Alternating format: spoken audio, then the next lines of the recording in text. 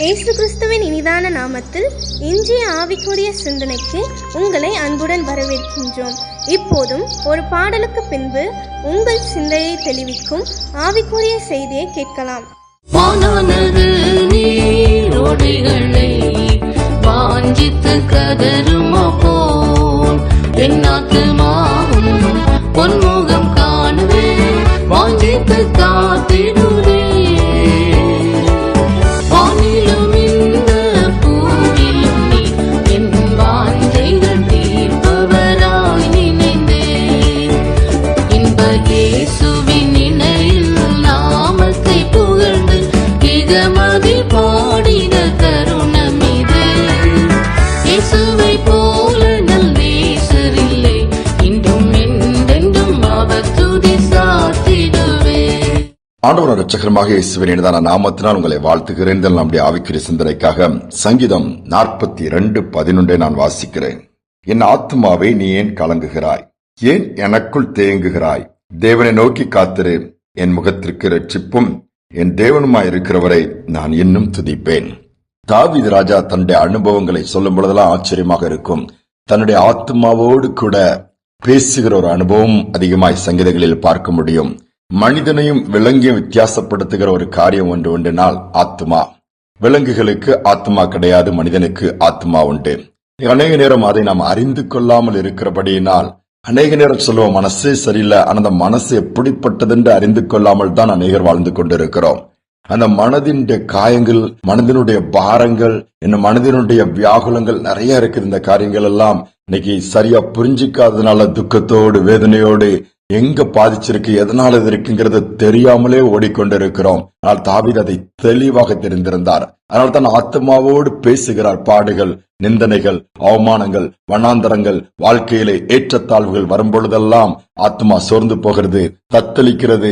கவலையோடு இருக்கும் பொழுது என்ன சொல்றார்? நீ ஆத்மாவை நீ ஏன் கலங்குகிறாய்? சரீரம் வேறு, ஆத்மா வேறு. சரீரத்தின் தேவைகளை நாம் உலகத்தின் மற்ற காரியங்களிலிருந்து பெற்றுக்கொள்ள முடியும். ஆத்மாவின் தேவை, ஆத்மாவுடைய தாகம், அவைகளெல்லாம் தீர்க்கப்பட வேண்டுமானால் என்ன செய்ய வேண்டும்? தாவீது சொல்லுகிறார், ஆத்மாவை பார்த்து பேசுகிறார். எப்படி?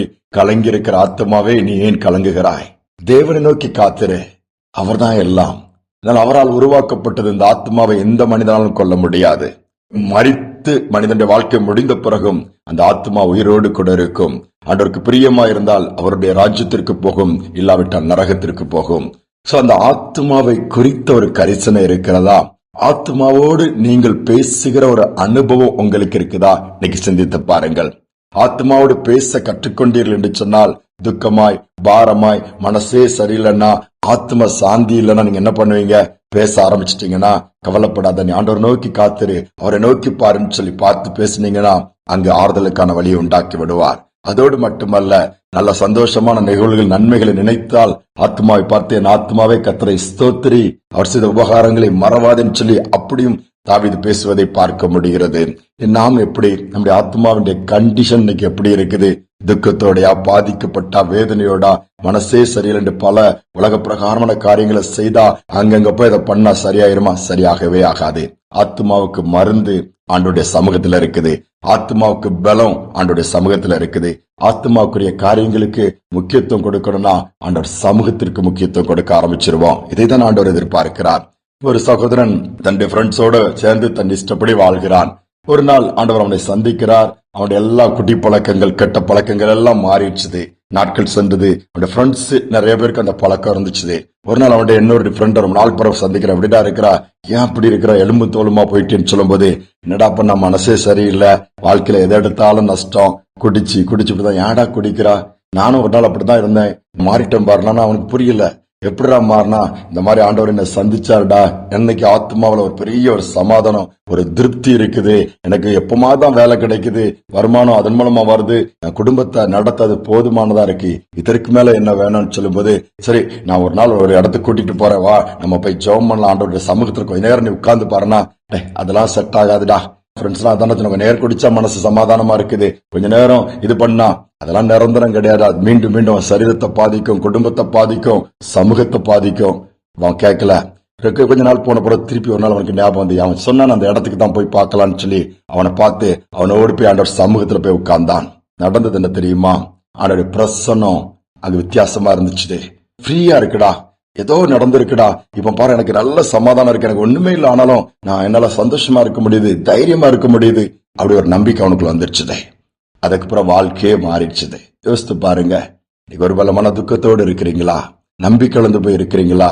யாரு இல்லைன்னு சொல்லி புலம்பிட்டு இருக்கிறீங்களா? அதை பற்றிலாம் கவலைப்படாதீங்க. உங்க ஆத்மாவோட நீங்க பேசுங்க. என்ன பேசணும்? நீ தேவனை நோக்கி காத்துரு. அவர்கிட்ட இருந்து தான் ரட்சிப்பு வரும், அவர்கிட்ட இருந்து தான் நன்மை வரும். அவர் தான் நடத்துகிறவர், சூழ்நிலையை மாற்றுகிறவர். சரீர பிரகாரமான தேவை ஒரு மனிதனை வைத்து சந்தித்து விடலாம், ஆத்மாவின் தேவையை ஆண்டவர் தான் சந்திப்பார். இந்த நாளிலும் கூட ஆண்டோடைய கரத்துல சூழ்நிலையை கொடுங்க, அவரை நோக்கி பாருங்க. மனசு சரியில்லை, உலக பிரகாரமா கொஞ்ச நேரம் அங்க போலாம், கொஞ்ச நேரம் இதை பார்க்கலாம். எவ்வளவுதான் நீங்க மொபைல்ல ஷார்ட்ஸ் பார்த்தாலும், எவ்வளவுதான் காரியங்களை பார்த்தாலும், சினிமா பார்த்தாலும், இதை பார்த்தாலும் ஆறுதல் வரப்போறதில்லை, அமைதி வரப்போவதில்லை, தத்தளிப்பு கூட தான் செய்யும். நிறுத்தி தாழ்த்தி ஆண்டவர்களை கொடுத்து ஆத்மா பாரத்தை லகுவாக்குங்கப்பா. ஆத்மாவை பார்த்து தைரியமா இருக்க சொல்லுங்க. ஆத்மாவோட நீங்களே பேசுங்க. ஆத்மாவை நீ ஏன் கலங்குகிறாய், ஏன் தேங்குகிறாய்? தேவனை நோக்கி காத்துரு, அவரை நோக்கி நீங்க கூப்பிடுங்க. உதட்டினால் அல்ல, உள்ளத்தின் ஆழத்தில் அந்த ஆத்மாவோடு இணைந்து செய்யும் பொழுது அற்புதங்கள் நடக்கும், அதிசயங்கள் நடக்கும், பலவீனங்கள் மாறும், சமாதானமும் சந்தோஷமும் நதியை போல புரண்டு வரும், நன்மைகள் தொடரும். ஜெபிப்போம். அன்பின் தகப்பனே, இந்த புதிய நாளை தந்திருக்கிறேன், நன்றியோடு துதிக்கிறோம் அப்பா. எப்படிப்பட்ட சூழ்நிலை நீ மாற்றுகிறவரப்பா. உலகத்துல பார்க்க வந்து மனமடிவோடு கூட, மன துக்கத்தோடு, மன பாரத்தோடு, நிம்மதியிலேண்டு அலைகிற கூட்டங்கள் தான் ஏராளம். நான் எங்கு போனா நிம்மதி கிடைக்கும்? யாராவது ஆறுதலா பேச மாட்டாங்களா? யாராவது எனக்கு சமாதானத்தை கொடுக்க மாட்டாங்களா? யாராவது என்னை தைரியப்படுத்த மாட்டாங்களா? யாராவது எனக்கு துணை நிற்க மாட்டாங்களா? யாராவது என்னோடு கூட இருந்து எனக்கு உதவி செய்ய மாட்டாங்களா? இந்த மாதிரி நிலைமை தான்ப்பா. எல்லாம் இருந்தும் அனாதையை போல இருக்கிற நிலைமை தான் பெருகி கொண்டிருக்கிறது. சூழ்நிலையுடைய கரம் இறங்கி வரட்டும், மன துக்கத்தோடு இருக்கிற பிள்ளைகளுடைய துக்கங்கள் மாறட்டும், ஒரு தைரியம் வரட்டும், ஒரு நம்பிக்கை வரட்டும் அப்பா. எல்லா ஆத்மாவில் இருக்கிற களைப்புகள், இளைப்புகள் மறைந்து போகட்டும். நோக்கி காத்திருக்கத்தக்கதாய், நோக்கி கூப்பிடத்தக்கதாய் கிருபை கொடுங்கப்பா. அந்த ஆத்மாவின் தேவைகளை நாங்கள் சந்திக்கிறவர்களாய், பூர்த்தி செய்கிறவர்களாய் எங்களை மாற்றுங்கப்பா. சரீர பிரகாரமான காரியத்திற்கே ஒரு நாள் கொடுக்கப்படுகிற 24 மணி நேரம் நாங்கள் செலவழிக்கிறோம். அப்படி அல்ல, ஆத்மாவுக்கும் நேரத்தை ஒதுக்கி உம்முடைய சமூகத்துல அமர்ந்து அதற்கான ஆகாரத்தை பெற்றுக் கொள்ள உதவி செய்யும். துதிகனமை மேலாமுக்கு செலுத்துகிறோம் இயேசுவின் நாமத்தில் பிதாவே, ஆமேன், ஆமேன். கவலைப்படாதீர்கள், ஆத்மாவுக்கு தைரியம் கொடுங்க. அதோடு மட்டுமல்ல, ஆண்டவருடைய சமூகத்துல போய் உட்கார கற்றுக்கொள்ளும் பொழுது ஆத்மாவுக்கு வேண்டியவைகளை கற்றுக் கொடுப்பார். அமைதி, சந்தோஷம், சமாதானம் தேடி போகாண்டா, நம்மளை தேடி வரும். இந்த சிந்தனையோடு இந்த நாளை தொடர்வோம். மீண்டுமாய் நாளை தினம் சந்திப்போம்.